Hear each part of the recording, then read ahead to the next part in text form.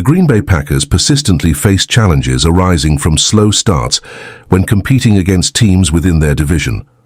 The persistent difficulties throughout the season against NFC North adversaries have substantially diminished the Packers' already slim prospects of securing a divisional title, rendering this achievement increasingly improbable.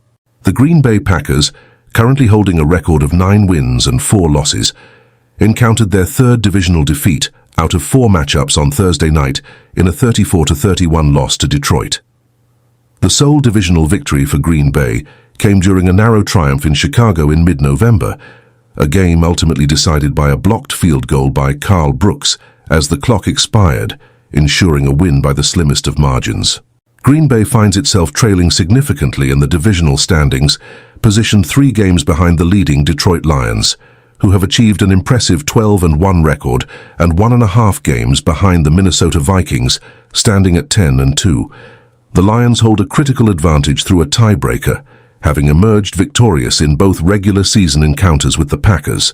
Despite these divisional setbacks, Green Bay maintains a favorable position to secure a wild-card playoff spot due to their remarkable success against non-divisional opponents, boasting a record of 8 wins and 1 loss in such contests.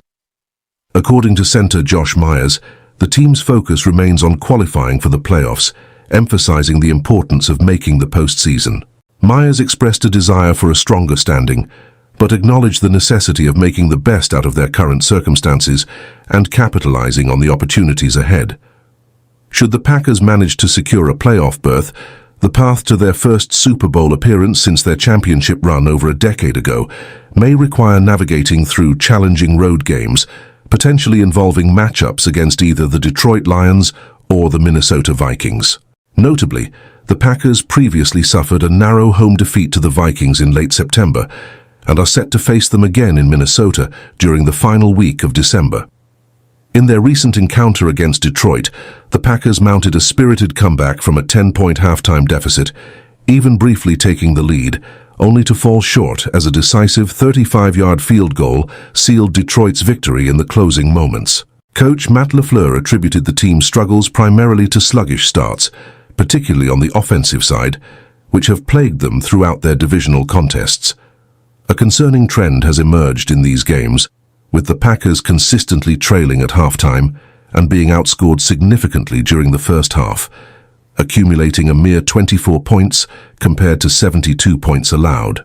Conversely, in their other games this season, the Packers have outperformed opponents before halftime by a substantial margin. The Packers' recent history against Detroit further underscores their challenges, having lost 6 of their last 7 matchups with the Lions. The sole victory during this span occurred on Thanksgiving Day in Detroit last season. Nevertheless, linebacker Isaiah McDuffie expressed confidence in the team's ability to prevail should they face the Lions in the postseason, expressing hope for redemption and the opportunity to prove their capabilities on a larger stage. The offensive unit showcased resilience by recovering from an initially sluggish performance, producing 3 touchdowns and 1 field goal during the second half. The contributions of Brandon McManus, who successfully converted a crucial 32-yard field goal late in the game, have significantly stabilized the place-kicking duties since his arrival in mid-October. On the defensive side, several individual performances stood out, including Zane Anderson's impactful contribution in an expanded role and Kenny Clark's standout tackling effort, which limited Detroit's rushing efficiency. Conversely, certain areas require improvement. The offensive struggles during the early stages of the game, marked by 2 punts and a fumble in the initial series, highlight the need for a more consistent start. Defensively, the Packers faced difficulty containing Detroit's screen passes and struggled to halt the Lions' aggressive 4th-down strategies. Despite these shortcomings, key players have demonstrated significant progress, including running back Josh Jacobs and tight end Tucker Kraft, both of whom continue to deliver impressive performances. Injury concerns remain a persistent issue for the Packers, with several key players sidelined due to various ailments, impacting the team's depth and performance.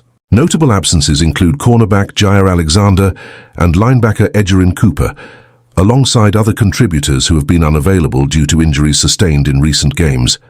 This latest defeat also marked the end of the Packers' notable streak of consecutive road victories against divisional opponents, a stretch that included successes in Chicago and other NFC North venues over the past 2 seasons. The pattern of falling behind early in games against divisional rivals contrasts sharply with the team's performance in other matchups, where they have consistently established early leads, underscoring the importance of addressing this disparity as they prepare for the critical stages of the season.